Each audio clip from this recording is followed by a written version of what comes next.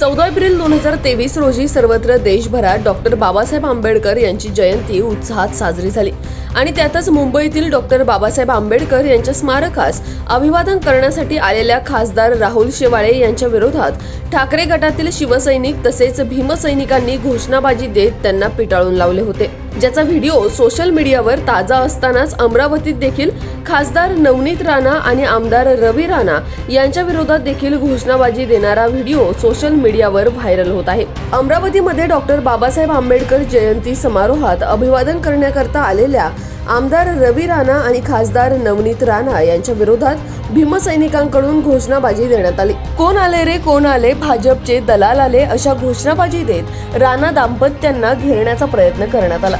या घोषणाबाजीचा व्हिडिओ सध्या सोशल मीडियावर तुफान व्हायरल होत आहे। पहा नेमकं काय घडलंय।